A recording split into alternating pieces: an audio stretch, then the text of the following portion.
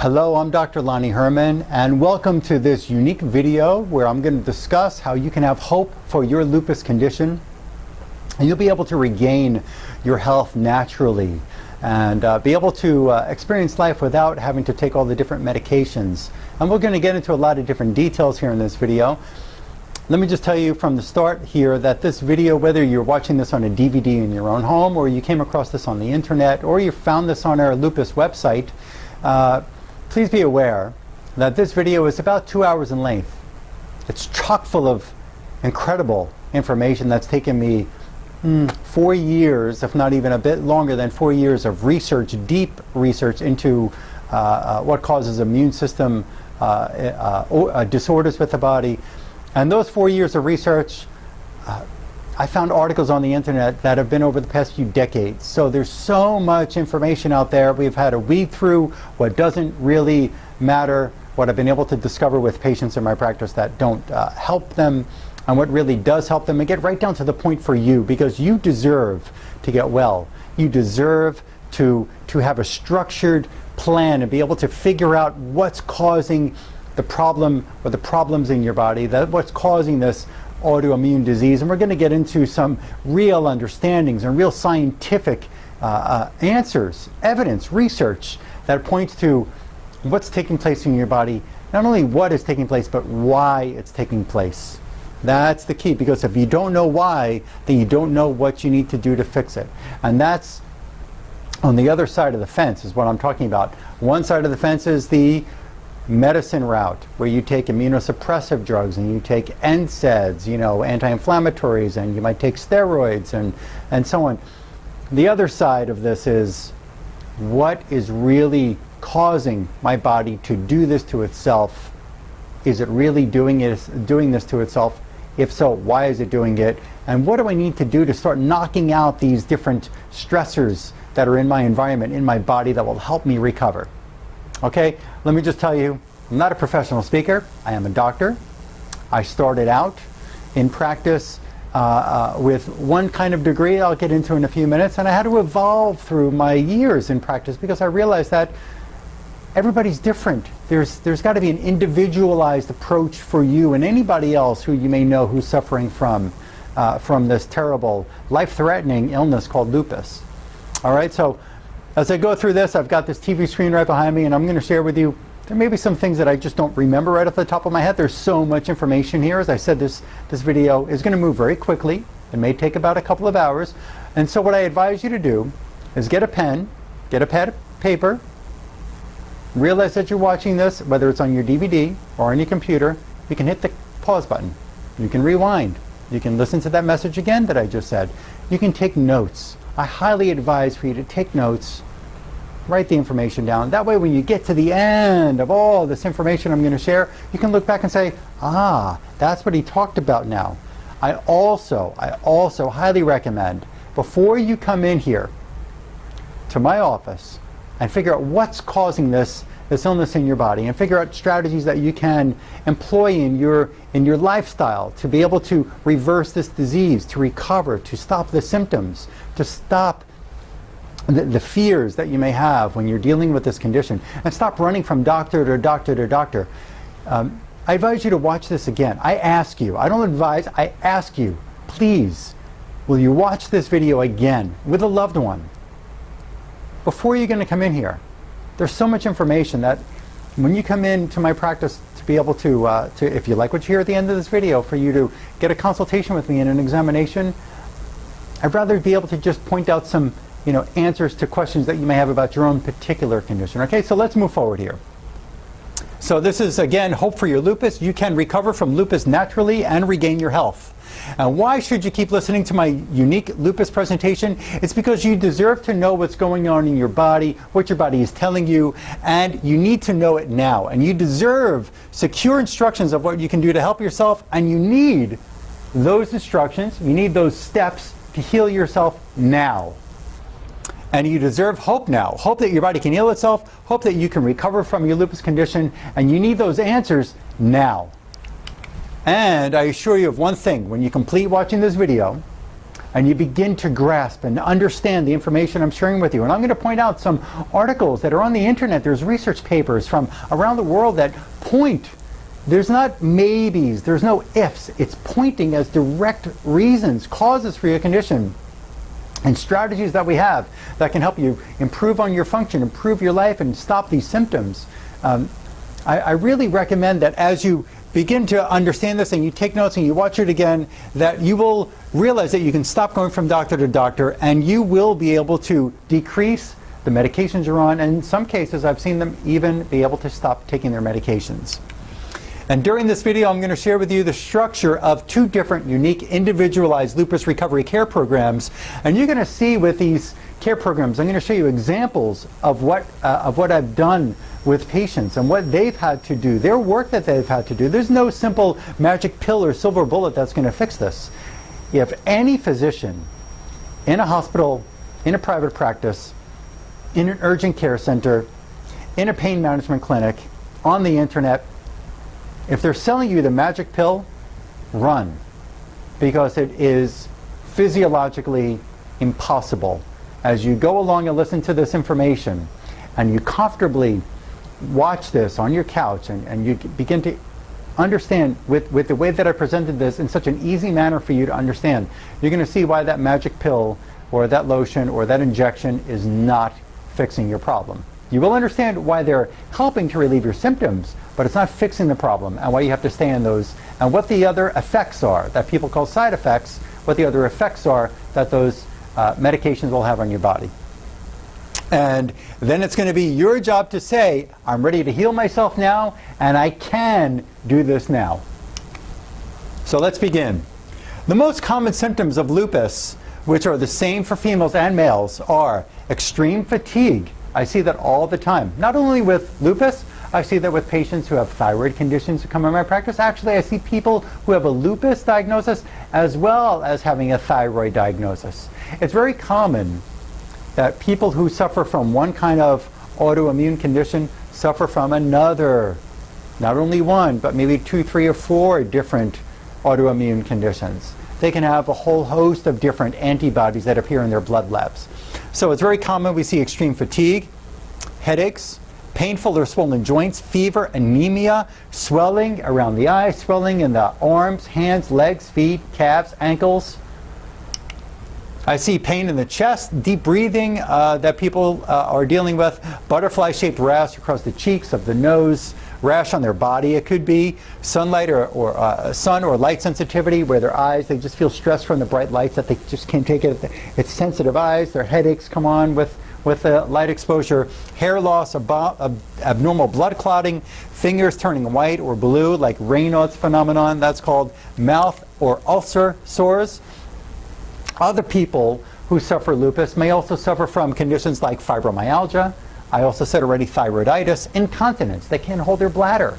They're afraid to drink water and keep proper hydration, and they stand up and they're making mistakes in their pants, and that's quite embarrassing, or having to wear diapers. And so it depends on undergarments. There are ways to fix the incontinence problem. There are ways to go and go in using a Chinese medicine method. I'll tell you more about that in a minute, but we can go to a point on the body where the bladder is, and we can see what kind of medicine, natural medicines, it really needs. This is all about functional medicine. See what is going to help your system function better. So incontinence always has to be, commonly, not always, has to be corrected. Irritable bowel syndrome might be another symptom. We have to fix that. Depression, insomnia, missed work. Other things are missing family functions, hair loss. I'm going to provide you with some amazing information that you've never heard before, and this information will help you change your life, and I want to help you so you can stop. I said this earlier, stop going from doctor to doctor to doctor to doctor to doctor. And watching this video, you can embrace the most up-to-date, advanced, non-surgical, whole-body, drug-free, individualized, integrative lupus recovery program. Let me share with you, and I don't know, I've got a person who's behind the camera who's helping film this. You'll get to meet her in a minute, my assistant Anna, who will help you on your phone call if you decide to call us after watching this video. But I'm going to point out some things here. Let me tell you a little bit about me first and what's on this screen. I went to school I don't know, maybe I started in school about 20 years ago in graduate school for chiropractic. This is not about chiropractic. So before you're going to shut it off if you think that I'm telling you chiropractic is going to fix you, it has nothing to do with that. I started out as one physician. I realized it wasn't working for everybody with lupus or thyroid disease or insomnia or fatigue. It wasn't working. I had to go back to school and learn more. I'm going to share some things on this screen that you probably don't know about chiropractic school, just so you become a little more aware of what that basic education was in that school. And then I'm going to share with you on the next couple of screens here of my postgraduate education, okay? But this is not, I want to make it clear, this is not about chiropractic procedures helping you get well. This is not about come in and let me take care of your neck and your back. Listen, one other thing is, I started out, I take martial arts. I've been at it for 12 years now. I started out as a white belt. Now I'm getting my second degree black belt. I'm no longer the white belt, but I started there. But when but when I'm in the school now, when I'm studying my martial arts, I've already passed the black belt exam. I've already been 12 years in the program. I know a lot more than I did as a white belt, and that's the same thing here. If you could just understand, I started out one place and I went on in school to keep learning so I can benefit you.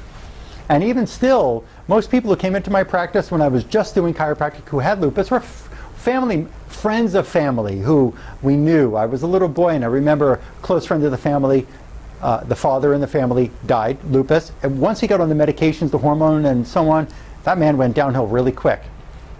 But something that you've got to understand is the doctors who were treating these people with conditions like lupus and other autoimmune, inflammatory, chronic illnesses, these medical doctors, they're not giving you the answers either. They can only prescribe you some kind of immunosuppressive drug or an anti-inflammatory. They're not figuring out why it's happening and what strategies you need to do to fix this, okay?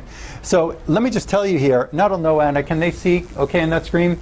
In chiropractic school, the hours that we took in basic science compared to medical school, chiropractic class hours, anatomy was 520 class hours, medical school was 508 class hours in anatomy, physiology in chiropractic school 420 hours, medical school 326 hours, pathology, the study of disease, 271 class hours in chiropractic school, 335 in medical school, chemistry 300 in chiropractic, 325 in medical, bacteriology, the study of bacteria, which I study more now about virology and parasitology and mold and a number of things in the body. Bacteriology was 114 class hours in chiropractic school. There's 130 in medical school. Diagnosis, neurology, x-ray, psychiatry, obstetrics, gynecology, orthopedics. I studied embryology in chiropractic school. It's amazing that people don't know what we had to actually go through to get this chiropractic degree. Because all you see is chiropractors, physical therapy, cracking the neck and the back, and putting ice and heat.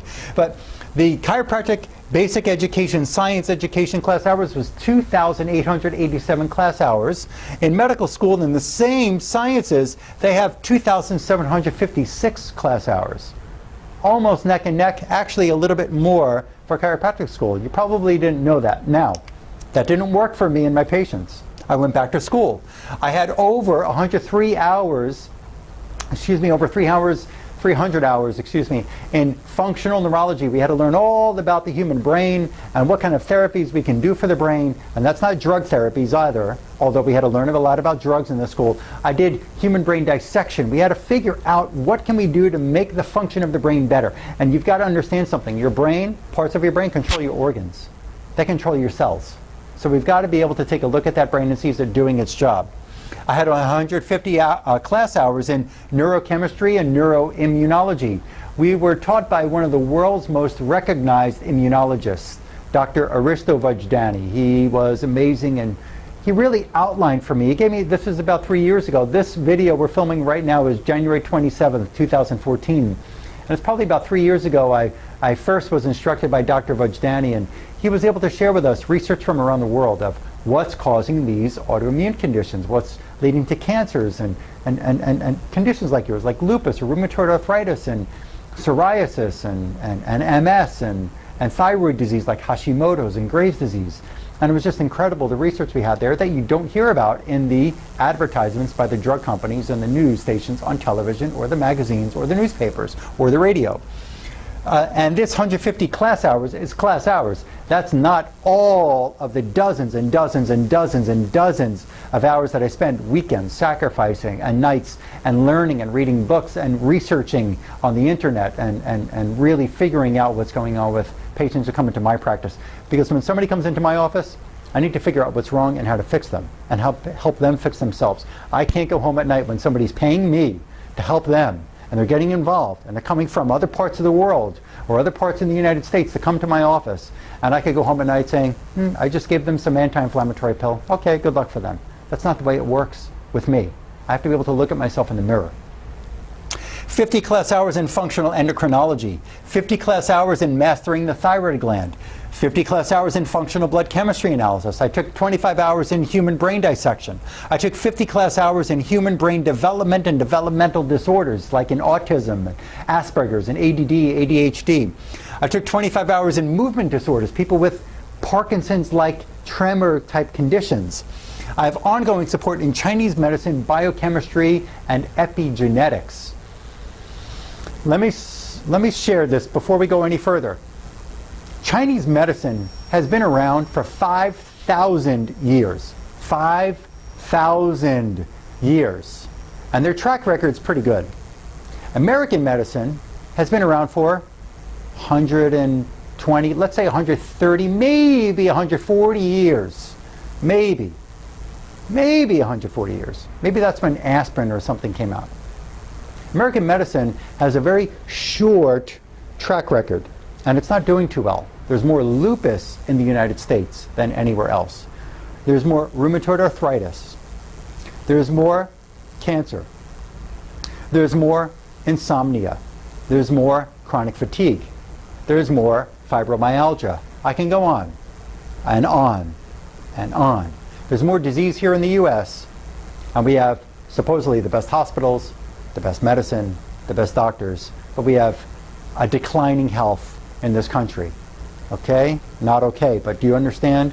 So what we've got to get is, there's a Chinese medicine, there's different philosophies, there's different work out there that we should be able to bring into your life and be able to help to start benefiting you. And I had to learn, once I was able to impress myself, I could order this blood test and that stool test and that saliva and that hormone test. And I was able to order all these tests once I got through with these blood chemistry and neurochemistry and immunology courses.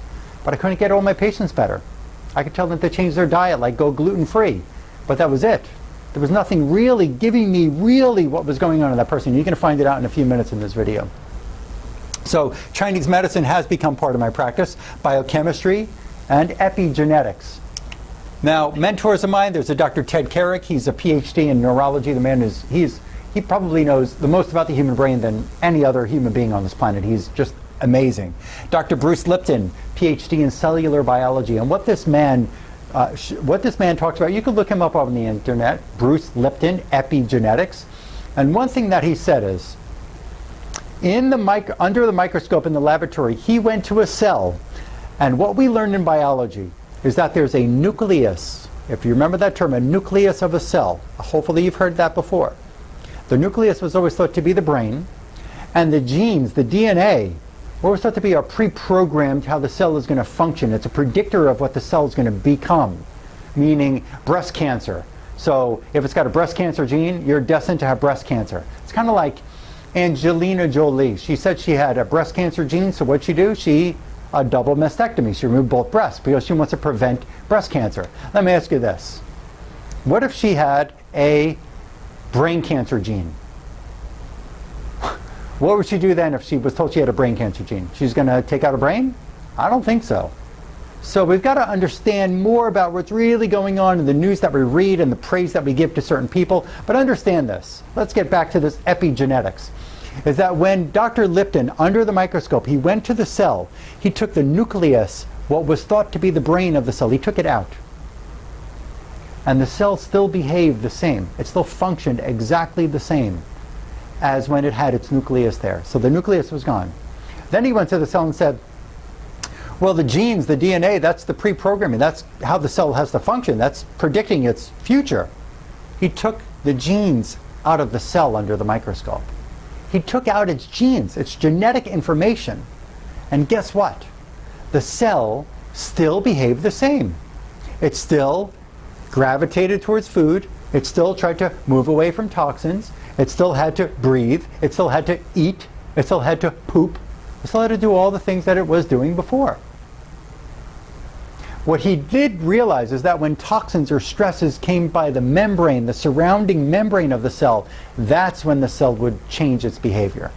So we've got to look a little deeper into what's going to make that cell change its function. Why would the cell attack itself, like in lupus, autoimmune condition?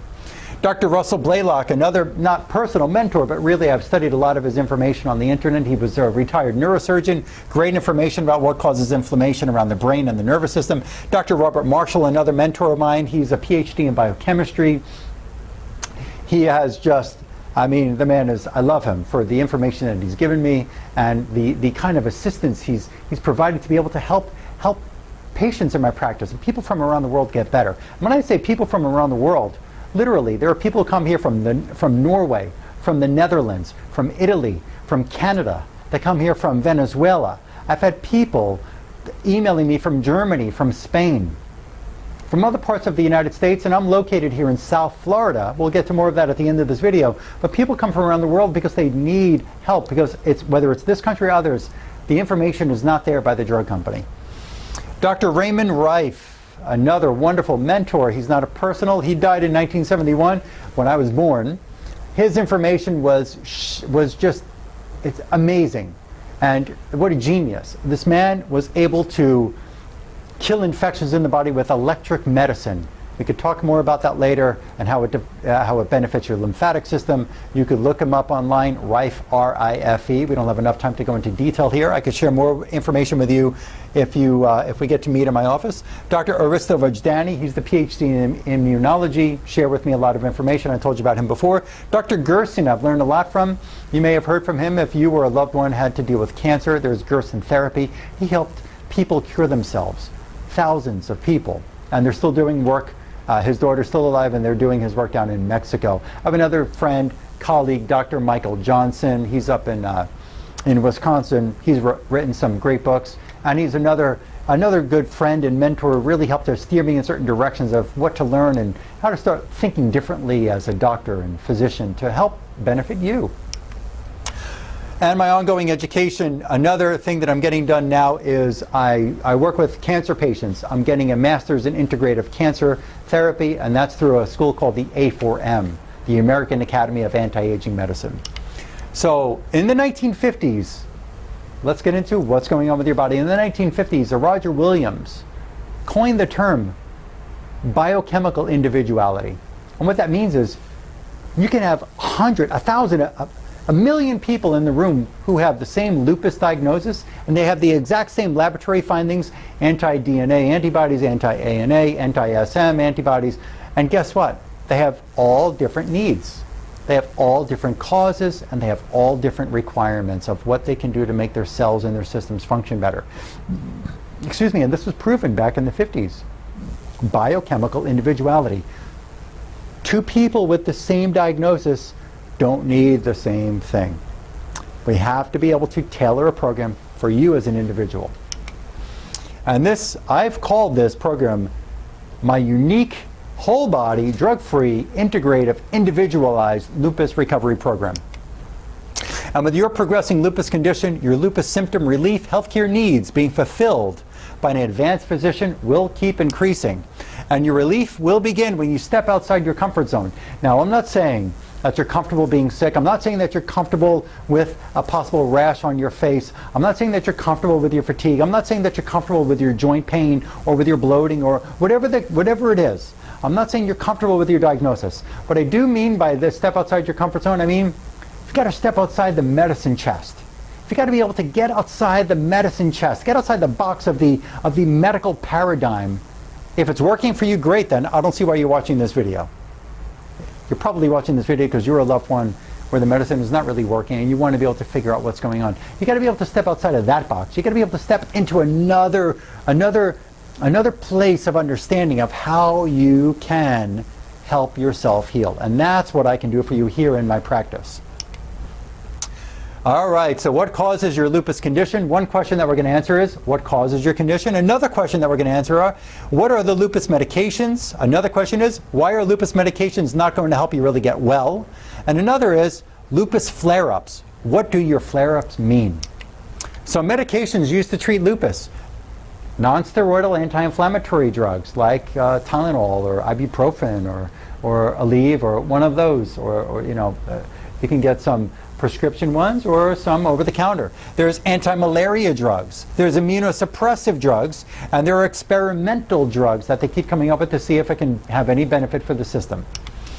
Immunosuppressive drugs that reduce, one of them that I've seen in my practice with patients who come in here, is to reduce tumor necrosing factor alpha, and there are others that they can play a role in with the immune chemistry. I'm going to show you a slide in a minute that tells you why that would have an effect on your system, but you got to look deeper and say, why is that increasing that we have to decrease it with a drug? You understand?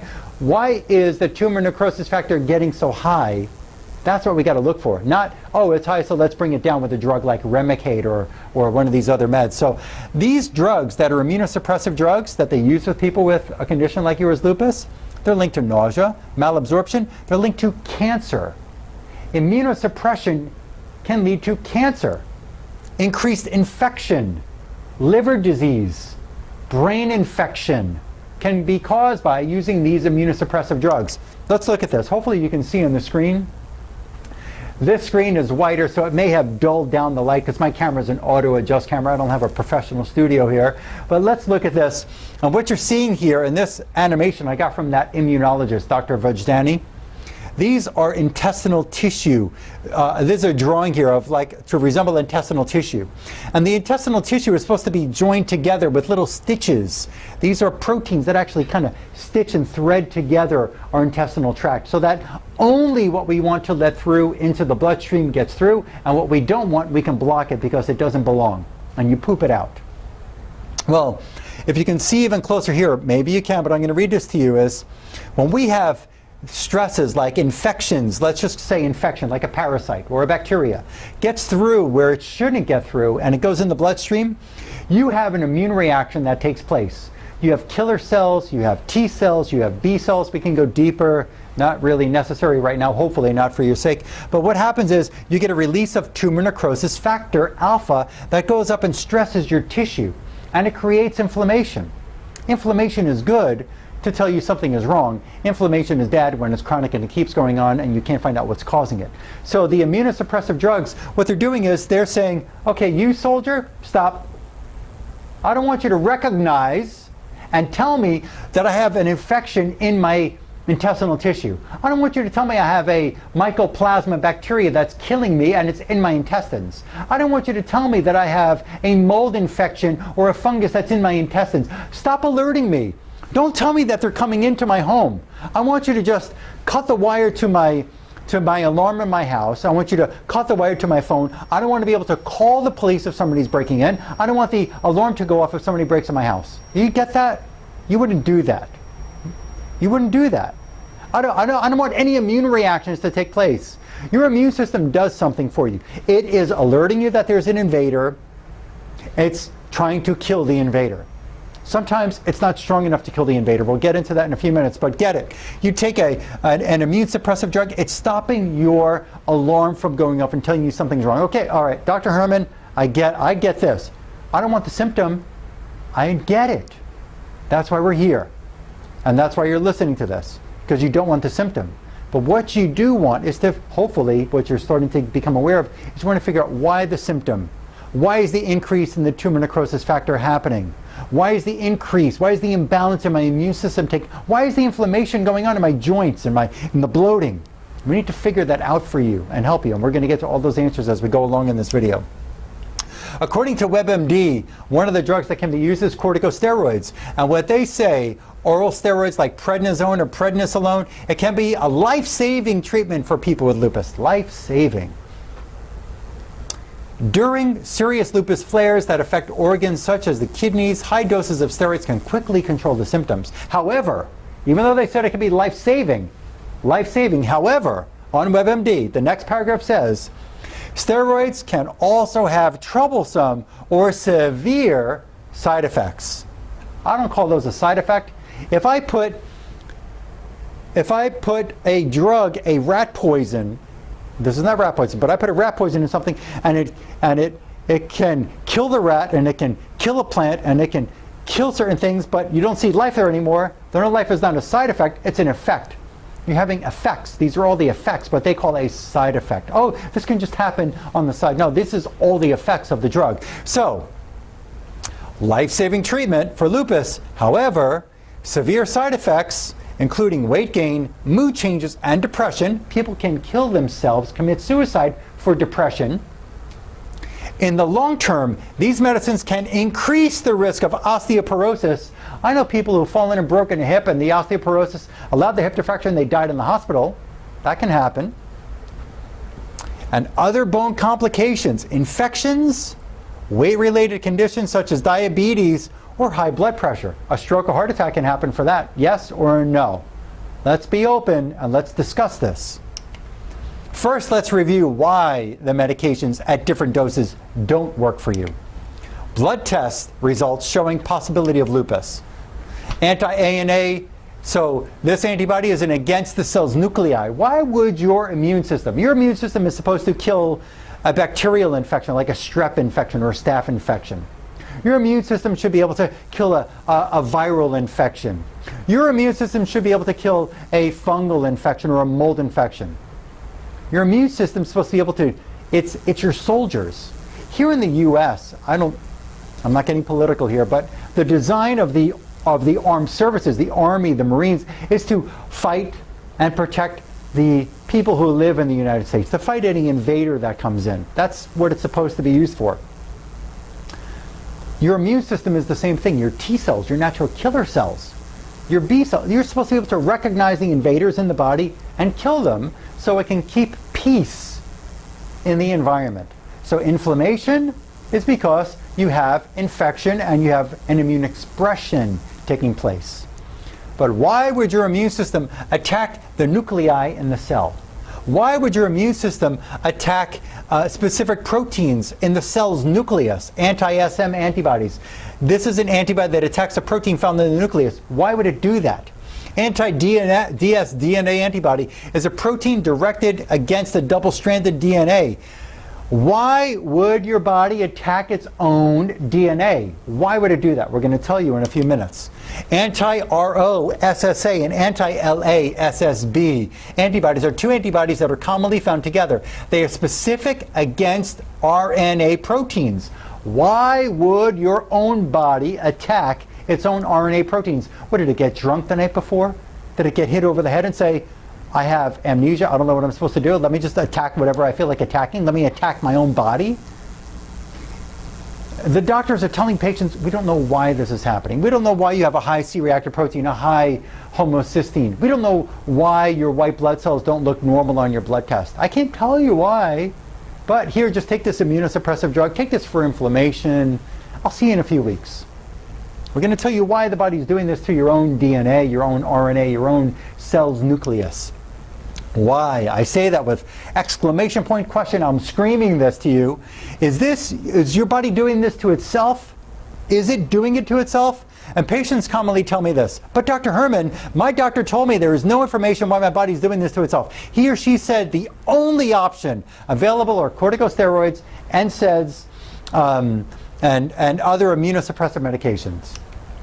Allow me to share with you the real research that directly points to why your immune system is doing this seemingly, and it is horrible, but seemingly horrible thing to itself. Why it's turning on itself. Why would the American, if you could be watching this anywhere in the world, this is World Wide Web that we have here, but why would the soldiers in your own country attack the citizens who live within that country? It doesn't make sense. Why would your body attack itself? It doesn't make sense. So we're going to help you understand that it's not really attacking itself. It's attacking infections. It's attacking abnormal cells. What makes a cell abnormal? I'll get to that in just a moment. Seemingly impossible. How dare you tell me my body's not attacking itself? I've heard that from patients before. It's not that. Just give me a few more minutes here. Let's look at this research article. Viral infections in our genes. And this is Dr. Panjwani, 1995, Virus-Induced Autoimmune Disease, Essays in Virology, London School of Hygiene and Tropical Medicine. Dr. Panjwani said, these autoimmune diseases are not the body just attacking itself. What Dr. Panjwani said is, we can have a variant gene expression. You know, you have cancer genes, you've heard that before. Okay, well, it's genetics, which is not genetics, because that was proven incomplete. It was proven just a theory that was never proven true, the genetic coding causing the predetermined outcome in that person's body. Epigenetics is the way of the world of what we understand in the science of the body now. Dr. Panjwani said that not only do you have cancer genes, you also have viral genes. You have 35% of your genes are viral. 35% of them are viral. And research is showing that when the virus, because you can get a virus from the outside in, but you can also have a virus that's part of your own DNA. Part of your own cell is a virus. And when various stresses in life, not just emotional stresses, but there's chemical pollutants in the water, in the air. There's vaccinations that stress us. There's heavy metals. There's dental fillings. There's a number of things. I'm going to show you this whole list that it just becomes mind-boggling at how much there is that we're dealing with now, that I have the pleasure of helping you to work with to help you restore your health and your life and your function and stop this madness. But he said that various stresses in your own environment can make your viral DNA turn on. And let's say that virus is in the DNA on the heart, or on the adrenal gland, or on your thyroid. What is your immune system going to do? Is it just going to stand by and let that virus stress out and cause a fire everywhere that it wants to? Or is it going to try to put out the fire? That's what it does. It tries to put out the fire by killing the invader. It doesn't see that virus as a variant gene expression. It sees that virus as something it needs to get rid of. So what does the immune system do? It's going to attack where it sees that virus. 35% of your genes are viral genes, folks. There's a Dr. Brzezinski. I follow some of his research as well. He practices in Texas, United States. And he has a therapy for cancer that he created in his laboratory. He's a PhD. He's a very smart man. You probably have seen him before. He's on the internet. There's videos about him. He talked about what he discovered in the laboratory is called deacetylation. And deacetylation means you have, when you're born, you have, let's say, 100 trillion cells in your body. And each of those 100 trillion cells has 90 million protectors, 90 million soldiers. They're known as methyl groups. 90 million methyl groups or protectors per cell. 90 million times 100 trillion, that's quite a lot of zeros. My calculator can't figure that out, but that's a lot. And what has been discovered in this research between Dr. Brzezinski, Dr. Panjwani, and other scientists out there is that when you eat, let's look at one simple thing that you're doing. You're eating cooked food. When you eat food that's been cooked over the boiling point, every single cooked meal you eat, I'm not telling you to eat raw and eat rare non-cooked food. It's food right now in the world, there's a lot of infection, there's a lot of disease. We got to be very careful, and there's ways that I could help you understand this. I don't want to get too deep here. We'll talk about strategies in person. But when we're eating a meal that's been cooked over the boiling point, you lose 1,800 methyl groups. 1,800 soldiers or protectors are lost per cell, per meal. That's 1,800 protectors, 3 meals a day, unless you're eating more and snacks and others. So 3 meals a day, that's 5,400 protectors, 5,400 times 7 days a week. That's about 30,000 or so protectors lost in a week times 52 weeks. That's quite a lot of protectors lost. On top of that, that's how many years you've been alive. Now add on top of that all the perfume that you smell.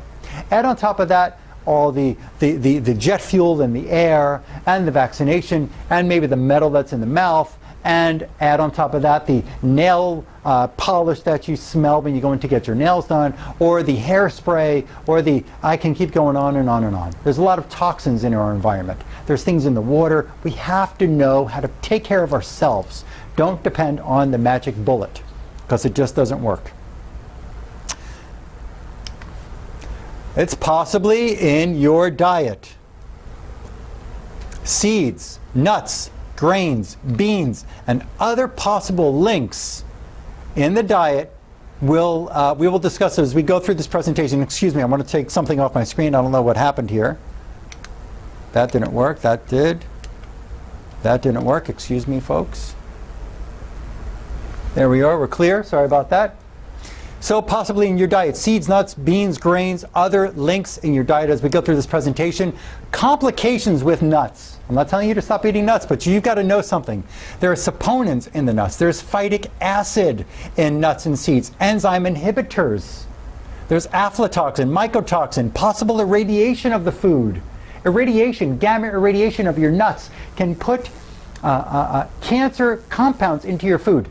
Stop the video right now, take out your pen and paper, write down, look up on YouTube, Dr. Lonnie Herman, Lonnieherman, Dr. Lonnie Herman, food irradiation. Watch that video. That's about 10 plus minutes. You're gonna be amazed at what I've uncovered, and that's out there that for you to find on the internet yourself if you want. What we've got to understand is plants that have nuts and seeds, you know, it's survival of the fittest on this planet. You've got one animal that can eat another one, and you got a shark that could eat any fish in the ocean just about, and then you've got people who could catch a shark, and then you've got lions that can kill them. You understand? There's the survival of the fittest. The fittest wins, but there's always food for some other species. You understand? A lizard eats a fly, but what eats the lizard? You get my point? A mouse eats the cheese, but what goes after the mouse? And then what goes after that animal? And so on down the line. Okay? So plants have been discovered to have different survival of the fittest components built in. Let's look at these. Here's an article, histochemistry article in 2000, February of 2000. Hemolysis, breakdown of the blood cell of human red blood cells, erythrocytes, with saponin affects the membrane structure. Check this out. You probably never heard this before. And if you did, I applaud you. Incubation of cells and tissues with saponin. What is saponin? Saponin is a soap-like compound. It's a surfactant. You know, before they made soap bars, go back several hundreds of years, people were able to take components of a plant and be able to make it into a surfactant, a soap-like material to wash themselves. There weren't soap bars like Dove and whatever kind of soaps and natural soaps. It was from a plant. So these plants have surfactants to clean. Okay? So it says here that these saponins make the lipid. Understand something about a cell. A cell in your body, every one of them, is supposed to have a fat bumper, a lipid layer that protects it, a shield around the cell. The saponin, the surfactant, the soap-like compound that comes out of seeds like chia seeds and hemp seeds, these saponins get into the body and they destroy the lipid layer around the cell. It's like being in an amusement park with a bumper car that has no bumper around it. So now what happens to that cell when anything can get into that cell because there's no protective bumper around it? Anything. So what if you have a parasite that's crawling through the system, microscopic or virus or something that's going through your system, or bacteria that's going through your system, and it goes up against the cell that has the bumper around it, that has the lipid layer around it, and it goes up, it bounces off because that cell's protected. What happens when we're eating certain foods that actually destroy the lipid layer, and now that parasite or that bacteria can get into the cell because there is no protective barrier around it? What happens to that cell now? What does your immune system do? What does it do? What is your immune system going to do if it finds a parasite or a bacteria in a cell? It's going to get into that cell and it's going to attack the infection, right? So can you have an anti-ANA antibody that appears on your laboratory? Can you put this together, folks? It says here that these saponin-laced red blood cells do not reseal, thus indicating an irreversible damage of the lipid bilayer. Your cell's protection can be destroyed by the food you eat. And that's not just about gluten or dairy products. Wikipedia. Saponins have historically been understood to be plant-derived. Saponins are indeed found in many plants, and they were made as soap. That's what I brought up before. Aflatoxin on peanuts and other nuts. Wikipedia says aflatoxins are naturally occurring mycotoxins that are produced by these fungi And it was, let's see here, excuse me. Aflatoxins are toxic and amongst the most carcinogenic substances known. So you go get a handful of peanuts and you eat them, and they can be loaded with the aflatoxin. You can't see it on the nut. You don't look at the nut and say, I know that one has aflatoxin, that one doesn't. We have to be able to eat right. We have to be able to protect our foods. There's a way to make sure that you got the right food, the right nut, and you can eat it. I'm not telling you to become no nuts in your life, but you got to know, are you eating something that has a harmful component to it? Let's go on about mycotoxins. Again, aflatoxins on nuts, mycotoxins, these are carcinogenic. Wikipedia says on mycotoxins, because mycotoxins weaken the receiving host. So you eat a peanut or some other nut that has a mycotoxin, it weakens you, the receiving host. It weakens your immune system, it weakens your cells, it weakens you. Some of the health effects found in animals and humans include who eat these aflatoxins and mycotoxins. One of the health effects is death, identifiable diseases as health problems like weakened immune systems. In a book I read, or referenced, I didn't read, it's pretty thick, called Cancer Treatment by Dr. Charles Haskell. It's a textbook. In the chapter 4, aflatoxin is the main cause of liver cancer. Phytic acid in nuts, seeds, beans, and grains. The most common anti-nutrient in grains, bean, nuts, seeds is phytic acid. Phytic acid protects the plant from premature germination. If not properly released before cooking, when consumed, these acids combine with important minerals like calcium, zinc, magnesium, iron, copper, and prevent these minerals' absorption. So you could say, I'm taking a multivitamin that's got a mineral, but you're eating grains with your multivitamin in your day. You're eating nuts, seeds, and beans that have this phytic acid in it, and guess what happens to the minerals? You can't absorb them. One of the leading causes of conditions in this world and death is lack of minerals in the body. Your cells can't function without them. It is the essence of life. Phytic acid continued. Over time, consuming processed foods high in phytic acid leads to health problems including digestive irritability, impaired immune function, allergies, skin irritations, decaying teeth. It's not the sugar that was in the chocolate bar that made your cavity. Decaying teeth, bone loss, anemia, hormone disruption, altered brain function, poor physiological development, poor cellular function. Phytic acid is found in nut butters like peanut butter. Even if it's the one that came in the health food store that you pressed the button and made your own organic nut butter, the nuts that were in there, were they really clean? Were they clean? Did they have irradiation in them? Did they have cancer in them? Did they have phytic acid on them? Did they have aflatoxin on them? Processed cereals, crackers, bread, soy formula. It's crazy. Enzyme inhibitors in nuts, seeds, grains. Plants. Plant seeds also contain enzyme inhibitors that protect the plant from predators. These inhibitors block enzyme function, most notably the uptake of trypsin, an enzyme responsible for the digestion of protein. Research shows overconsumption of these foods can lead to increased secretion of pancreatic enzymes, an enlarged pancreas, and benign tumors. Enzyme inhibitors continue. This increased requirement for pancreas enzymes depletes the body's resources for other functions, and it sets up for chronic inflammation. You can be eating foods, nuts, seeds, grains, beans, and so on, that cereals, crackers, and your healthy whole wheat and all these things, it's not just the gluten. Inflammation, chronic inflammation at the cellular level. Insulin resistance, impaired digestion, immune suppression, increased allergies, severe intestinal issues, and declined mental function. With your lupus flare-ups, I'm going to keep going on because there's so much information to share. With your lupus flare-ups, you have an imbalanced, let's go this way, an imbalanced immune system. Your immune system is supposed to be balanced. Let's go back one more time. When there's too many pro-inflammatory substances going through the body, your immune system becomes imbalanced. And then the domino effect occurs. The immune system knocks down the next domino is your digestive system and your brain chemistries and your cellular function and your hormones, and you get a domino effect occurs. If there's 1,000 dominoes, you knock the first one, they all fall down. Besides the biophysics standpoint, now let me tell you something about biophysics, and there's a Dr. Fritz Albert Popp, another mentor, another person I've learned some information from. He's got a biophysics institute in Germany, and he was able to prove that there is a light source in every single cell.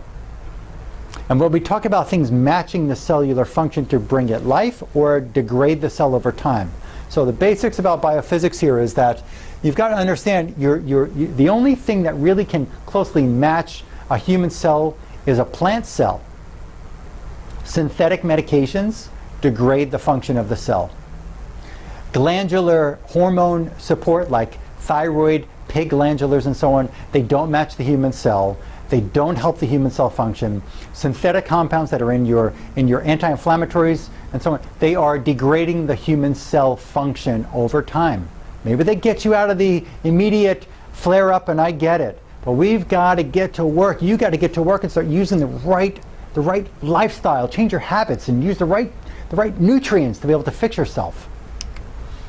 Back to the why you suffer. Inflammation. I already said that before. Toxins, deficiencies in diet. Let's look at the causes. Get a pen and paper, folks.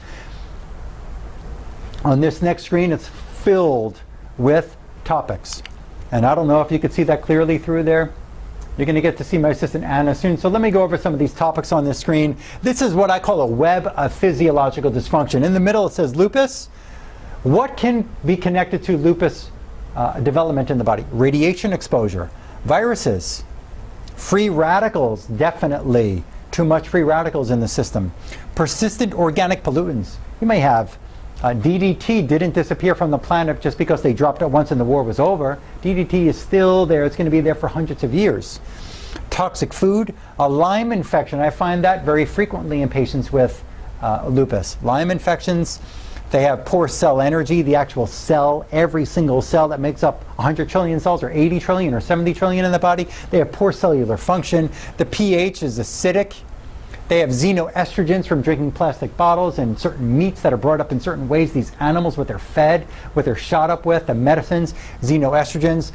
Xenoestrogens are fake estrogens. They take the place of real estrogens in the body. Industrial hazardous chemicals, dehydration, sugar imbalances, mold infection, fungal infection, toxins in the water, bacteria, parasites, dental work problems, pesticides like fungicides on your organic strawberries, digestive problems, emotions, excipients. These are different additives to your medicines and your natural so-called supplements. I'm going to show you something about that in just a minute, how we can tell if you have a quality supplement or you don't have a quality supplement. A leaky gut might be, adrenal stress, electromagnetic fields, if I didn't say that before, and something else from understanding about biophysics is interference fields. You'll get that in just a few minutes. Infections. You say, but I don't have a fever, I don't have sores. Take a look at this picture. This is a patient who has anti-ANA antibodies, has had. She had chronic fatigue, she had insomnia, she had pain all over her body. Young girl. Came here from Italy. Physical therapist. One of the parts of our program, doing certain enemas. I have to romance people into doing an enema. They find a weird thing having to clean themselves out through their rectum. She was doing the enema religiously, frequently. This was a worm. This is a tissue paper that she caught a worm coming out of her rectum after an enema. It was a parasite. She had no sores, she had no fever. A worm came out of her body. We found it in her liver. She had an infection of parasites in the liver. Other videos that you could see, look up online. Go look, write this down, biofilms, because if you've taken antibiotics, Dr. Lonnie Herman, biofilms. Also look up free radicals. I made some videos on that as well, okay? So look those up, pause it, write it down, hit play again. My approach is a whole body integrative approach. And as you can imagine, people with chronic illnesses, they're just that. It is chronic. So let's look at what patients tell me when they come to me after watching a video like this and they get through it. And there's a lot of information here, I get it. Pause it, come back to it later. Rewind it, take a break if you have to. Get this information because this is all the answers for you. People come to me and they say, you know what, Dr. Herman, I feel like you're able to figure everything out that's wrong in my body, and we're just about able to do that. And I've got some unique skills. Actually, the parasites, how do I know certain things are going on? I went and I spent over $2,000 in kits from a company out in England, and I have different species in vials, different species of bacteria, different species of parasites, different species of Lyme infection, different industrial hazardous chemicals, different heavy metals, different fungi. I have different viruses. I have mold. I have dental materials I've gotten from some dental laboratories that I work with. We can get to what is going on in your tissues and figure out how to get them out of your tissues and figure out how to let your body just calm down and do what it was supposed to do all along. And you're going to understand why these steps on the next slide are necessary as I share more research as we go along. So let's take a look at an example of patient care in my office. And there's a lot of steps here. You have a serious life-threatening chronic condition. You better believe it's not just a magic bullet. I think you get that by now because you're watching this video. If it was the magic bullet, there'd be no reason to take these 2 hours and watch this video. Fixing their pH. People have an acidic pH. How do we do that? There are some minerals that we use, but we've got to find out more. It's a little more complex than just saying take some minerals. Hydration. People are commonly dehydrated. We have to, in some people, fix their incontinence. They're afraid to get hydration because they have a bladder problem. So we have to use certain nutrients to fix that. In Chinese medicine, there are acupuncture points. There are energy meridians in the body. And we can go to that energy meridian and just say, here's the bladder. It's weak. Well, if it's weak, what kind of nutrient will it take to make it strong? That's basically it. You know what? Anna, if you could, here's my assistant Anna. She's going to come up here. And if you could stand right, come right in front of the TV. It's fine. You'll get to meet Anna if and when we get to come to this office. But let me show you something about what I had to learn because all the laboratories didn't show me everything wrong. One of the ways that we can figure out what's wrong is by doing what's called a muscle test. It's called kinesiology. Hold this arm up as strong as you can. It's very strong, right? Yes. Okay. Now, I want you to take your 2 fingers on your body. Your fingers have electrical charges, and we're just going to touch your thymus here. And I want you to hold it up. If the thymus is healthy, this is going to be strong. Hold it up. That's very strong.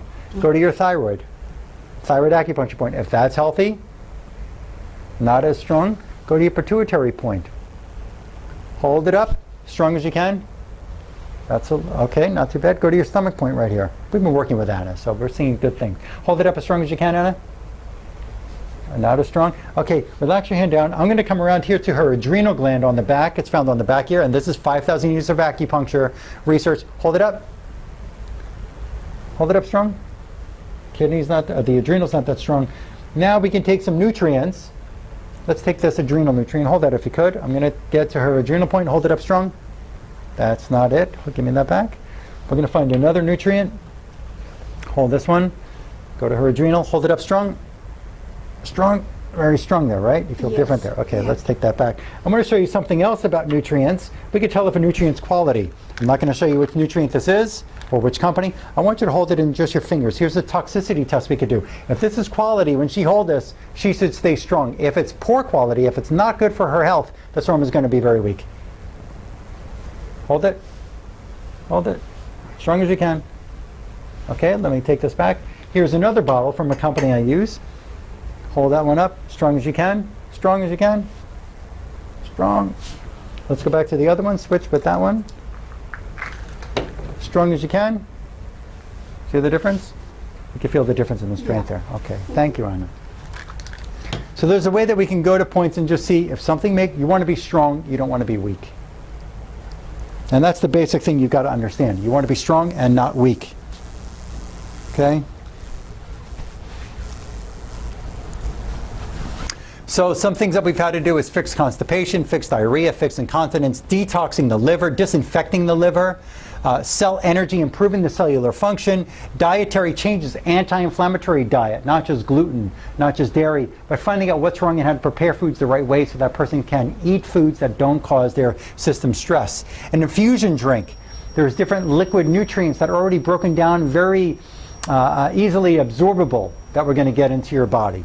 There could be B vitamins, there could be quinol, there could be some free radical busters, and there's a number of things that we get, minerals and so on. Mud detox therapy, we'll talk about that in a little bit. Parasitic elimination.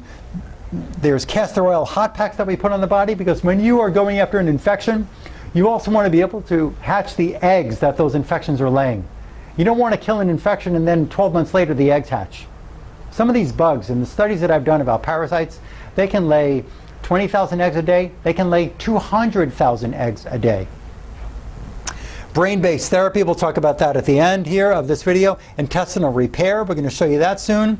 Supplements for various systems. Nanobacteria had to be reduced in this person. Nanobacteria are little tiny calcified nano infections that will that are just terrible. We could find calcium deposits in the arteries, on the heart, in the joints, around tumors, and it's caused by these calcified nanoparticles.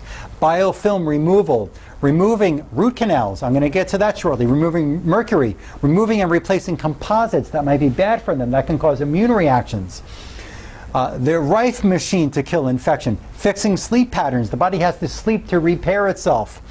Proper metal chelation steps had to be done, removing xenoestrogens, balancing their essential elements like sodium and potassium and magnesium and manganese and so on. This person, we had to kill the adrenal infection that they suffered. We had to remove an organ to gland or an organ to gland or an organ to cell reflux that was taking place. That goes a little deeper into when I get to do a kinesiology test with you, and will help you really understand how that works. I had to learn more than just laboratory running. I had to be able to work with the person's body and get some answers. 5,000 years of Chinese medicine, there has to be something that's viable there for them to sustain their kind of medical practice for that long. Disinfect and detox the bone in this person and remediating their cell phone. You'll understand all of this as we go along. Patient number 2 was just pH balancing, diet change, infusion nutrients in a drink, a liver detoxification, help their parathyroid, composite removed and replaced because the toxic white filling in the mouth was causing their immune system stress.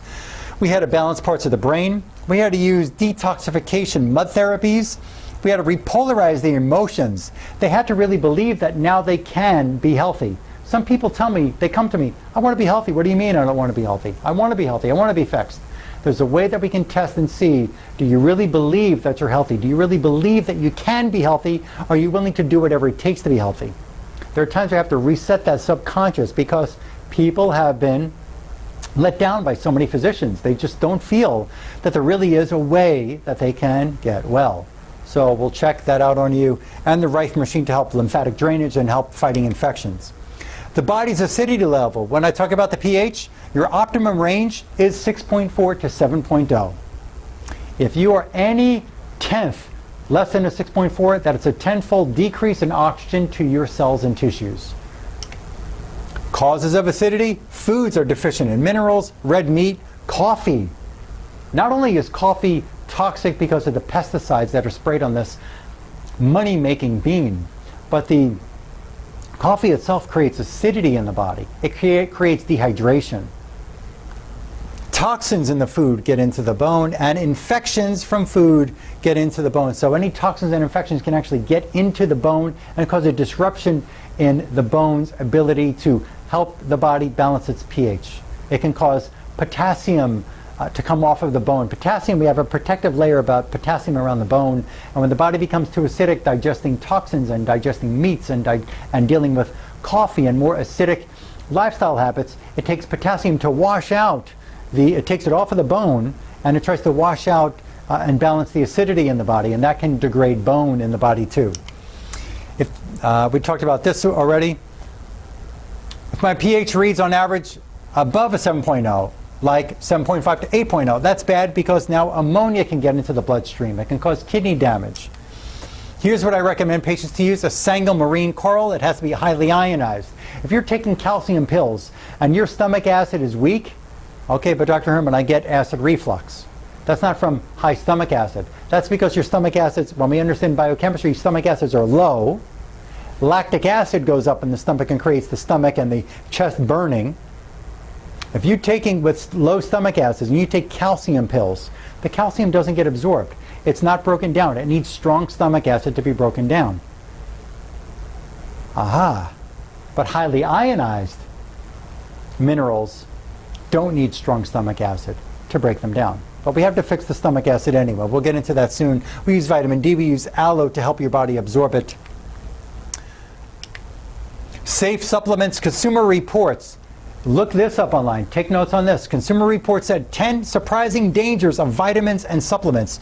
And you could look that one up. Just type in Consumer Reports, 10 surprising dangers of vitamin supplements, and learn for yourself. A lot of the supplements you're taking out there, a lot of the vitamins and nutrients are not safe. B vitamins can come from coal tar, vitamin D from sheep's wool, and CoQ10 is not broken down. Your body has to break down the CoQ10. It needs it in the quinol form, not the quinone form. Or it needs some quinone, but it needs to break down the oxidized to reduce it so that it can actually use that nutrient. Point is, you've got to know where your nutrients are coming from that you want to feed yourself to get better cellular and physical function, physiological function.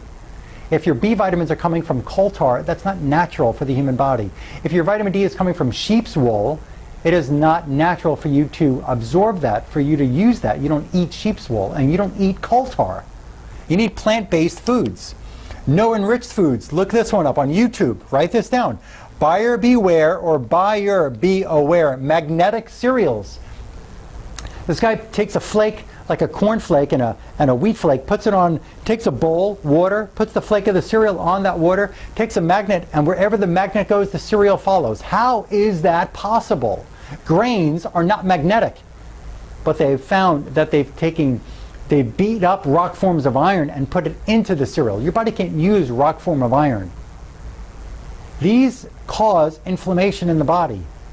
Eating enriched white flours is bad for you. It blocks absorption of B nutrients that make your cells function normal. Buy quality foods.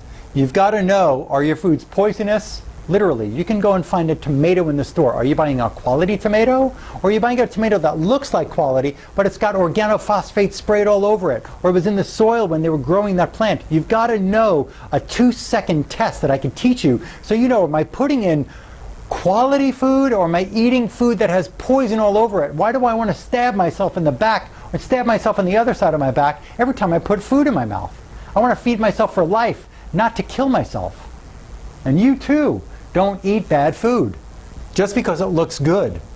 Organophosphates are poisons, and they can cause xenoestrogens, fake estrogens that take the place of real estrogen in the body and lead to a whole cascade of other breakdown function in the body, malfunctions in the body.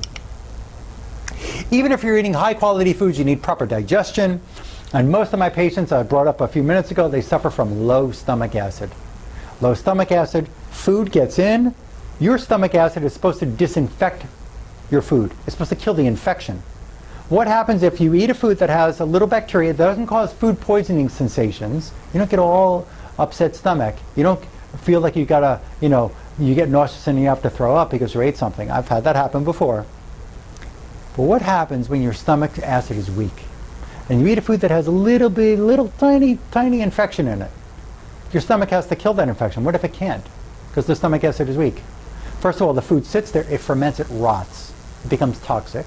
The infection gets through into the intestines.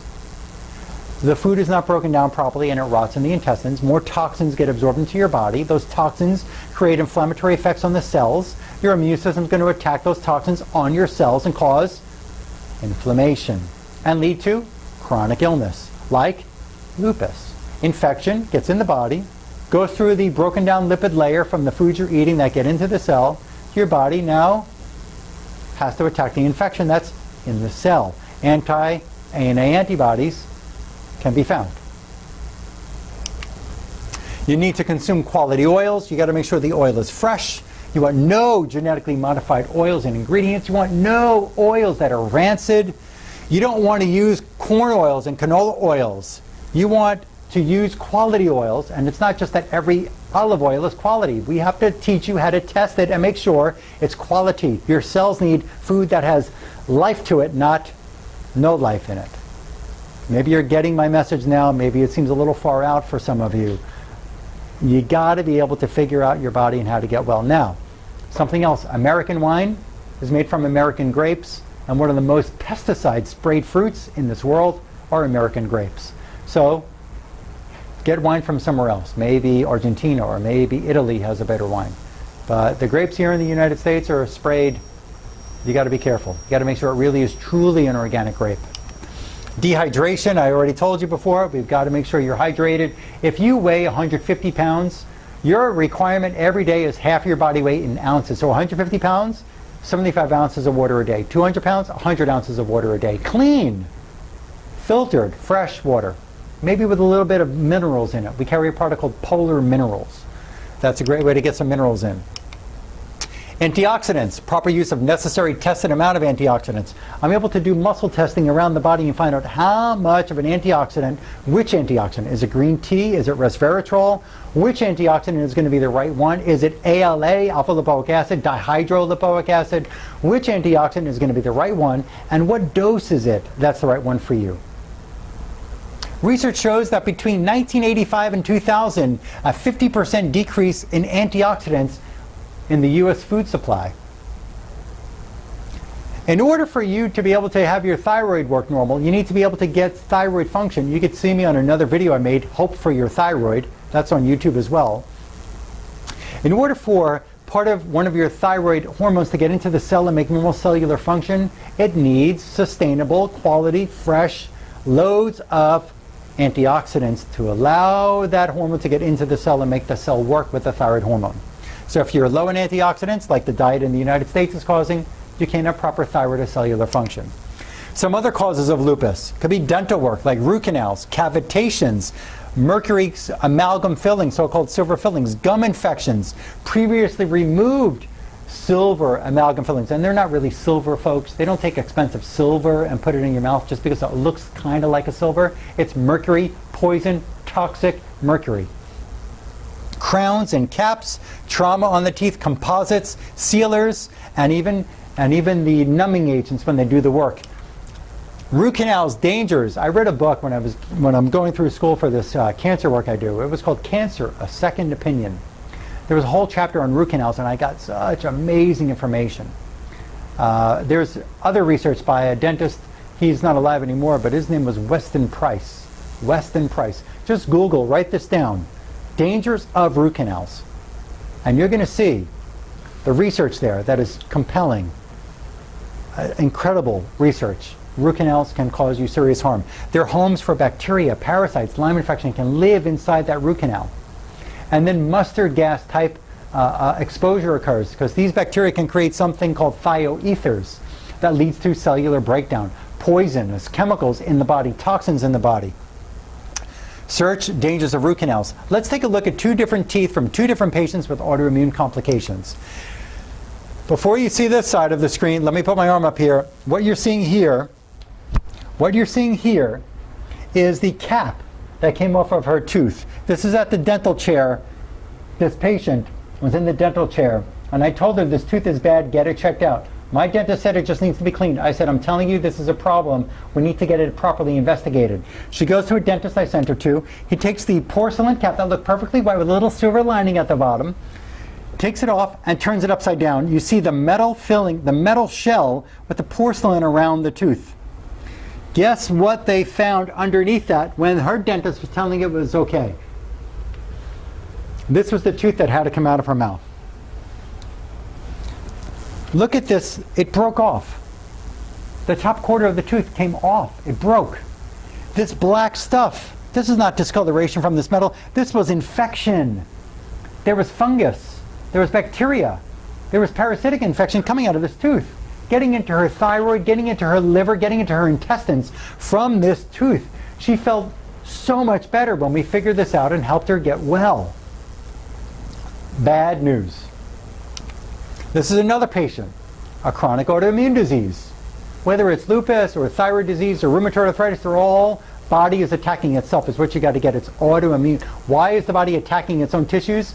Whatever, it's a joint, it's the thyroid, it's the cell, it's the DNA, it's the intestines, like celiac disease. You've got to be able to finally understand your body's attacking invaders. Black, eroded looking, this tooth, I don't have the other picture, but the tooth broke off into 4 pieces when the dentist had to remove this tooth. The tooth was badly infected, draining into this man's bloodstream. There was infection in the jawbone that had to be scraped away. Infection in the bone. The bone makes your blood cells. Your bones make your red and white blood cells. If you got infection in the bone, do you think you're making healthy blood cells? Your immune system could be attacking those cells. Amalgam fillings. Look up on YouTube. Smoking teeth equals poison gas. Look up on YouTube how mercury causes brain neuron damage. University of Calgary. You see this? They show a petri dish where they take nerve tissue that's growing on the petri dish. They take a little tiny, like the size of a pinhead of mercury, put it on the petri dish, and you see the nerve die. Look it up. Smoking teeth equals poison gas. Write that down now. Look up how mercury causes brain neuron damage. Look it up. And here's another picture I got from that immunologist. An autoimmune gene plus mercury filling could lead to mercury binding to tissues like the thyroid or anywhere else, any cell in the body. And it can lead to disease like an autoimmune thyroid disease, an autoimmune lupus disease, a rheumatoid arthritis disease, gum infections, how they can be related. Look at this. In 2012, I think it was January of 2012, the research paper is called Mucosal Immunology. Periodontitis, inflammation in the gums and the dental cavity, causing the disease of rheumatoid arthritis. Joint destruction in the fingers from gum infection. Do you think that the gum infection can lead to cellular changes in the throat, in the brain? If it's going out to the fingers, can it lead to the heart? Can it lead to the chest, the thymus gland? Can it lead to the liver? Yes, it can. Will your immune system attack the joint, the tissue, the cell where the infection got from the gum infection? Even if you don't have bleeding gums, it can be there. I find that all the time when I do my whole body individualized exam on patients who come here from around the world. And what they showed here is invasive bacteria, and it can lead to immune modulation, inflammation, autoimmune disease.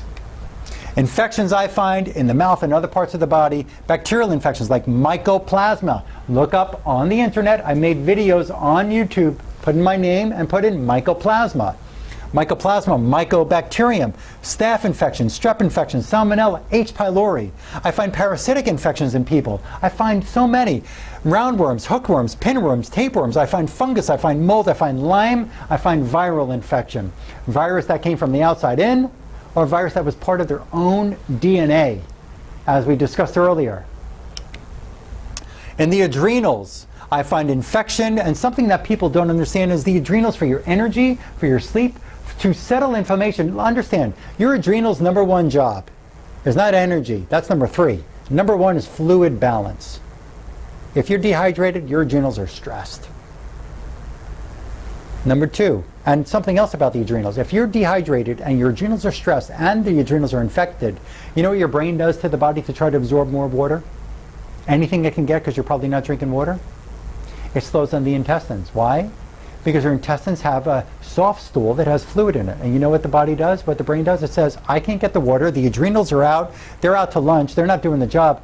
I'm going to slow down my intestines so I can suck in the fluid from that stool going through there. So it slows it down, lets the stool sit there with its toxic waste for days upon days. So you're getting more toxins absorbed through the intestines. And it's trying to get fluid to survive, because if you can't have fluid balance, you die. So we got to fix the adrenals, we got to get fluid balance, but the adrenals need B6, B2, PABA, pantothenic acid. They need normal progesterone levels. They need no infection. And they need healthy thyroid function. And if the thyroid in your body, if you have a lupus disease and a thyroid condition and it's not being managed properly, your thyroid function decreases tissue oxygen, increases the waste that's in the cell. If you have more waste in a cell because you got low thyroid function, your immune system is going to attack that waste in that cell. Lupus, decreased cellular output, increased stress, increased adrenal stress, decreased adrenal function. We can run tests on you. We're just about at we're nearing the end of this presentation. Nearing it. Only a few more minutes, several more minutes. The adrenal test you can run, there's a 1 spot of blood in a day to look for cortisol levels. There's also a 4 times a day saliva hormone test that will tell us what's going on throughout the day. That's a circadian rhythm test, so you can see for 24 hours what's going on. But the problem there, and I used to run those tests on every patient that came into my practice, the problem with that test is it doesn't tell you why. If it doesn't tell you why the adrenal gland is not functioning normally, is it because I was angry before I took the test? Because somebody cut me off in traffic? Is it because I had a high sugar breakfast? Is it because I had sugar the night before? Is it because I had an argument the night before? Is it because my adrenals are infected? Is it because I have a dental infection draining through my adrenals and stressing my adrenals? Is it because I was bloated the night before? What caused or is causing my adrenal output imbalance or malfunction? My job is to go to your adrenals and find out what is going on with them and how to fix them. Do they need more salt? Do they need more magnesium? Do they need more minerals? Do they need more B vitamins?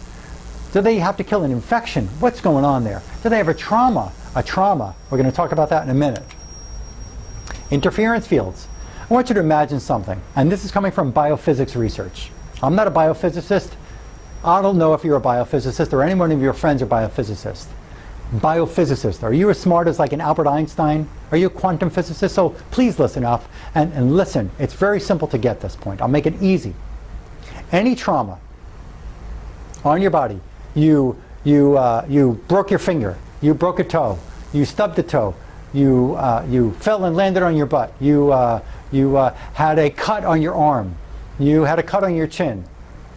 Any of these traumas, a vaccination, any of these traumas to your body's energy field, to your body's system, to your body's cells, it will cause a ripple effect and sedate the function of distant glands and organs. Huh? Imagine this. You're at one end of a swimming pool. You're in a pool. I'm in the other end of the pool, and the water's up to about here on both of us. Okay?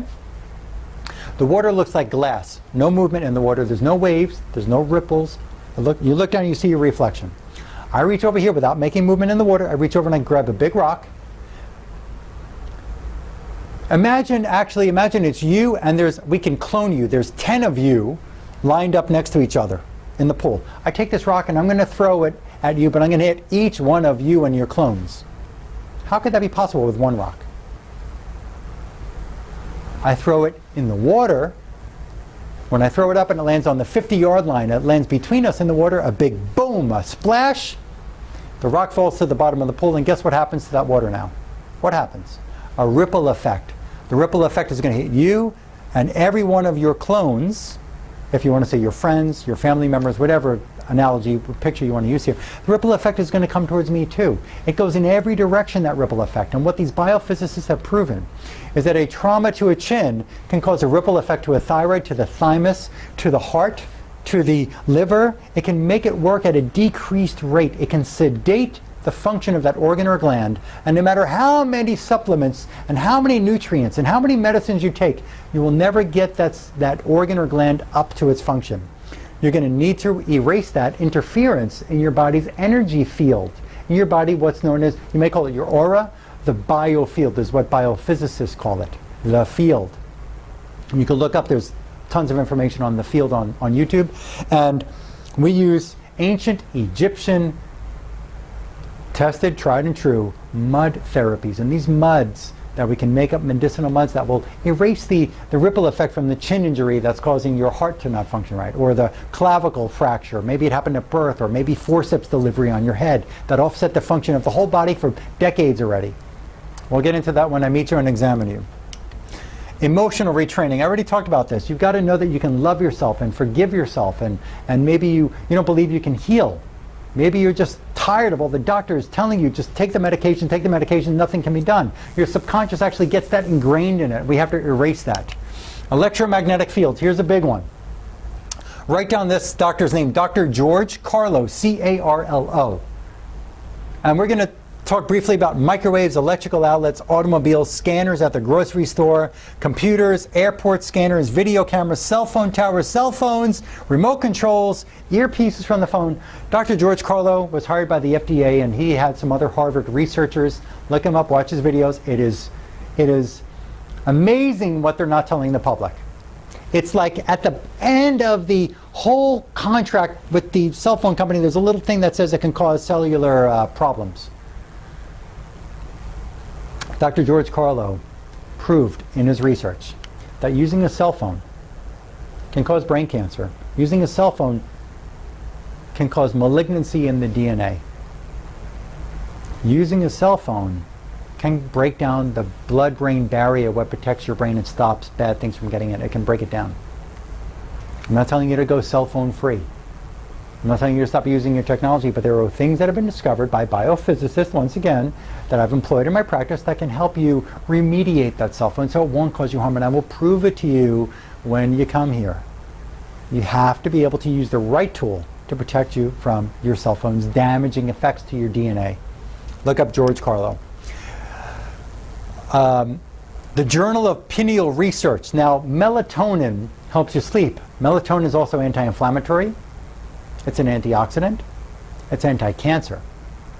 And what these researchers did in this Journal of Pineal Research in November of 2000, they took, and here it says, direct suppressive effects of weak magnetic fields on melatonin synthesis in the pineal gland of these hamsters. You can stop it, rewind it, write that down, look it up online and read it yourself. And what they found is that they took hamsters, they put them in a cage at night, put them in a room, measure their melatonin level. They put hamsters, put them in a cage, in a room, another night, where there was electrical outlets by them, where there was magnets around them. And they found in their blood test, they had little or no melatonin production. Little to no melatonin production around electricity. Normal melatonin production around no electricity. I'm not telling you to go live in a cave and be away from electric. But you've got to know when you're sleeping at your head, your headboard is probably a few inches to a couple of feet away from an outlet that's right by the headboard, isn't it? And when that's the case, you're getting a spray of electricity on you, electromagnetic fields that is degrading cellular function, degrading your body's ability to heal at night. That can also be one of the causes of your insomnia. Sleep issues. Okay, something else about Chinese medicine. In acupuncture world, and I don't do acupuncture with needles, but let's just understand the body's, the energy meridians, according to Chinese acupuncture, 5,000 years old. Gallbladder terminates at their sleep point. If the gallbladder is weak or infected or removed, you can't fall asleep. Gallbladder helps you fall asleep. If you have infection in your organs and tissues, if you have poor digestion, you can't stay asleep. When we fix gallbladder function, when we kill infections, when we fix the digestion, people can fall asleep and they can stay asleep. If there's brain chemistry scrambled from taking depression medications and sleep medications and anti-inflammatories and hormones are imbalanced and the whole inflammatory process your body's going through with your lupus, it can mess up the brain chemistries. So we have to use some products. There's one that we use called Tranquinol from a company called Premier Research Labs that can actually reset the brain chemistries. But if you're on depression medication, anxiety medication, we have to start working at fixing all of these different complications that lead to that. So, can't fall asleep, gallbladder. Can't stay asleep, digestion and infection. It could also be from infected gums and teeth. And if you wake up, if you can't fall asleep and can't stay asleep, it's all those. If you're waking up tired, it is you're not getting a deep enough sleep, and that's where the brain scrambled neurotransmitters comes into effect. And we'll get into that detail with your exam in my office.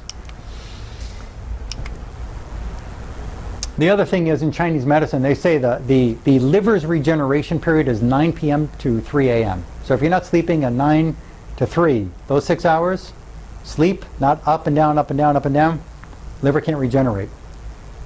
Something else is that, where was I? I'm sorry. You need 5 straight hours. The American Hospital Association did a study where they, every couple of hours, they had to wake somebody up and check their temperature and give them medicine. And what they discovered is that a person was not able to suspend or keep the levels of magnesium in their body. Well, we need more magnesium, so just take a pill. They found that the body couldn't sustain it. It would get rid of that magnesium because you need 5 hours of sleep to have normal adrenaline in the system. And normal adrenaline can sustain the magnesium levels in the body. We'll get more into that as we go along. Okay. Excitotoxins, you need to stay away from food colorings, natural flavors, aspartame, flame retardants in soda. There's more we can get into, but they cause excessive glutamate, they cause excessive excitotoxic inflammatory effects on your cells, tissues, your brain, and they cause neurodegeneration. Industrial environmental chemicals. You could go online and look up Dirty Dozen. Look up the Dirty Dozen, like styrene and dioxins, and see how they destroy your cells and lead to cancer in the body. Make sure you have no excipients like methylparabens, no titanium dioxide, no cornstarch, no magnesium stearate, no talcum powder in your pills, in your foods. Now we're towards the end here. A medical approach. They might run a regular test like we talked about in the beginning. maybe they're running tests and they can't find it out, so they send you to a rheumatologist or an internist, and they run those anti-ANA, DNA, RNA, SM, antiphospholipid antibodies. They might also run TSH and glucose and iron and cholesterol, and cholesterol is the big scare, and red blood cells and white blood cells, and they say, well, you got this disease, here's your medication. That's their approach. And more antibodies and more medications. And an alternative approach would be, well, let's test you to see if you have a gluten problem, and maybe you have, a dairy problem, and here's your hormone test, and we ran a stool test for infection, and we don't find it, so here, just follow this diet and take this antioxidant, and I don't know what else to do for you. Well, what you've got to be aware of is that stool testing, in 1988, University of San Diego, they took 100 dogs, because stool test is supposed to be like the #1 infection finder, besides a blood test perhaps. Stool tests, in University of San Diego, UC San Diego in 1988, they took 100 dogs that were going to be put to sleep in a kennel. They ran 10 stool tests on each of these dogs. That's 1,000 poop studies, 1,000 of them. And they were looking for a parasite called Giardia. 23% of those stool test results showed the parasitic infection. 77 of those stool tests showed no infection. They autopsied these dogs. Nearly 100% of the dogs had the Giardia parasite. So how is it possible that if the stool test is the chief of all testing instruments out there to find infection, that only 23% of these stool tests showed the Giardia parasite, but 100% of those dogs that they autopsied had the parasitic infection? We need better clinical skills. That's why I do what I do. That's why I look in other places to find out what's wrong, because I need to deliver the goods for you when you come here. Your family, your friends will depend on me to help you. There's a leaky gut test, there's hormone testing that's available, and let's go a little further, because we could look up things like homocysteine and creatinine and C-reactive protein and gluten from Cyrex Laboratories. There's a great test on gluten and a leaky gut. And there's organic acid tests to look at B complex markers and energy production markers and methylation cofactors and detoxification markers and fatty acid metabolism. We can run these tests. If you want heavy metal testing, I do like to do. I like to run from doctor's data. There's a hair analysis and a urine analysis, and I do kinesiology muscle testing for for heavy metals. Hormone testing, we could do expanded male and expanded female testing if you really think necessary. After I do an exam and explain some things to you when we meet in the consultation here, you may say, I think I get what you're talking about, Dr. Herman. Now it's becoming clearer, now that you were able to show me on my body in a one-on-one consult here. We already talked about before the patient care example. I got one more really important part to share with you. But the patient care example here, I showed all these different points. Go back, rewind this video, go back to when I talked about that. I know this is kind of a lengthy discussion here, but you deserve to know. Go back and watch this and get an idea of what's being done different here, of fixing problems and looking for infections and clearing up, fixing the chemistries in the body and removing dental issues and so on, so that you can heal. You can heal. And review your labs that your doctors have and know, is it a lab range or a functional range? Because understand something, the laboratory just makes a very broad range. And that doesn't mean that's the A+ level. For example, vitamin D, labs can say 30 to 32 is the low end of normal and 100 is high. Let me ask you a question. When was the last math test you took where 100 was an A and a 30 was still passing? When? For me, a 70 was the lowest you could get and pass. That was a C-. In the cancer research that I'm doing, of all the research that's out there, 80 is the lowest it should be. We want it more towards 100. Vitamin D is essential.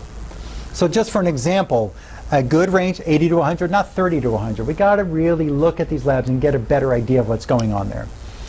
A great paper that you can read that's online from one of my mentors, I love him, he's amazing. Dr. Robert Marshall, he wrote this wonderful paper called The Overlooked Role of Chronic Infection in Neurodegeneration and Its Reversal Using Nutraceutical Agents. Excellent paper. It might be a bit overwhelming. You just watch my video again, you're going to get all those points in here, okay? There are food sensitivity tests that can be done through this lab called Cyrex Labs. They can look for different things. I've developed skills here. I can test your food here without the lab. If you want both Western and Eastern philosophy examination, we got the best of both worlds. There's a leaky gut test. And this is a picture of intestines being broken down. And when the intestines are broken down, we got to figure out why. And that can lead to autoimmune disease. And there are different toxins and proteins. We don't have to get into the technical words here, but these will get in the body or being produced by your body, and they break these little threads. Remember that slide I showed you way back in the beginning of this work, of this discussion on this video? I talked about a thread that seals the intestinal tissue together. Well, these proteins that can be found in the body in this leaky gut test that we can do, they can actually destroy these tight junctions and allow toxins and infections to pass through the intestinal membrane and get into the bloodstream and affect the joints and affect the bones and affect the cells and affect the body. And they create that tumor necrosis factor to increase, that then stresses and creates inflammation. So you take a thing like Remicade or Humira that can actually decrease that tumor necrosis factor, but it's just stopping the alarm from sounding that you have an infection, you have some toxin, you have something wrong. So fix it instead of cutting the alarm. You don't want somebody breaking your house with a gun to your head and the alarm's not calling the police. You need help at that point, yes? Yes? Hopefully I'm making my point. Please, I hope I'm making my point already at the end of this discussion. We got to look at the brain. There's parts of the brain that we are able to determine in a functional neurological exam, brain-based exam, and determine what is going wrong. Is your brainstem telling your gut to digest? Is your brainstem regulating function of cells and systems in the body? Is the other part of your brain doing that? We got to look at that and be able to understand. And some people I find, and some people there's not too much wrong with the brain. It's all the whole inflammatory autoimmune issue. Okay, final points here. We're very busy. I have a pleasure. I love doing this kind of presentation work and helping people understand and seeing the truth, because it's so amazing when people come into my practice and say, thank you so much for sharing this research. Thank you so much. I've never met somebody who's shared this kind of information that you have, Dr. Herman. I'm happy to be here with you. I'm happy to see the results I'm getting following your kind of unique, integrative, whole-body, drug-free recovery program. But I'm going to tell you this. I'm selective at who I let into my program. If you call my office because you like what you hear and you want to get involved in this lupus recovery program, on a scale of 1 to 10, if you're not an 8, 9, or 10 in severity, please don't call now.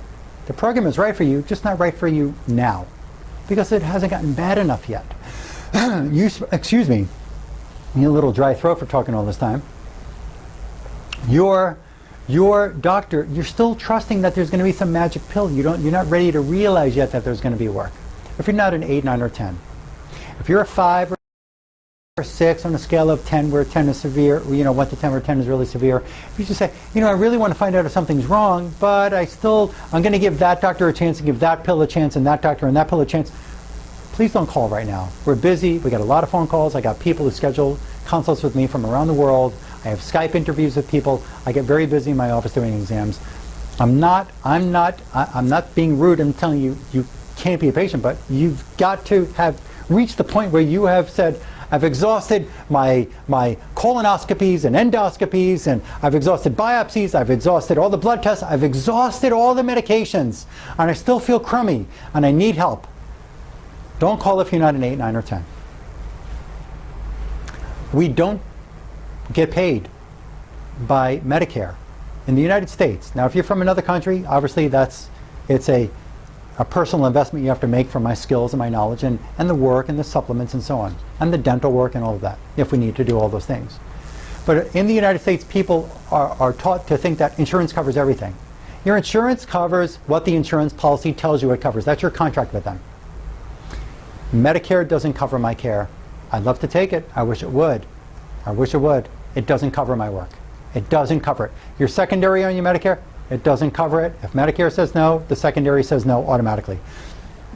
Excuse me. Medicaid doesn't cover it. Please don't call up my assistant Anna, who you just met a little while ago. Don't ask her if Medicare or Medicaid or the secondary covers it. It doesn't. She's going to tell you no. HMO policies do not cover this work. Social Security, Social Security is another kind of benefit. Disability doesn't cover it. Malpractice, slip and fall injury or car accident injury insurance doesn't cover it. PPO plans, it's getting worse and worse here. For even finding a plan that can maintain your health, these plans, the insurance deductibles are going higher and higher. Obamacare, right now we're seeing this come out, the deductibles are going up to 10 grand. We're seeing the care offered is less. Please don't expect that your PPO plan, even if you spend a lot of money, I get it, I know, you're paying a lot of money, $400, $1,000, whatever it is a month, I get it, I know, I do too. It doesn't cover this work. They only cover what's in the contract. And let me use another understanding. That might piss you off, it might upset you, it might get you really like, why? I love his information, I want to go to him, but I want my insurance to cover it. You have car insurance, yes? You have a car, you have car insurance? Yes. Your car insurance, you can buy different types of policies. Not all car insurance policies will cover an uninsured motorist. Not all car policies will, or car insurance policies will cover, none of them cover a flat tire. To fix the flat, to buy you a new tire, to buy you a new tire, they don't cover that.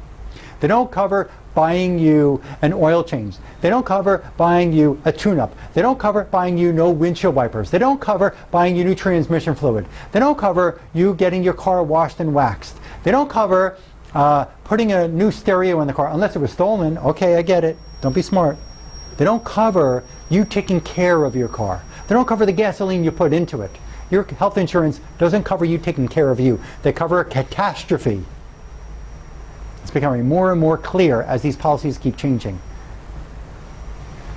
Sorry, sad, but true. Order, there's a couple of books I'll tell you to get. One book, Water and Salt. You got to know about sodium. It's incredible. You should read this.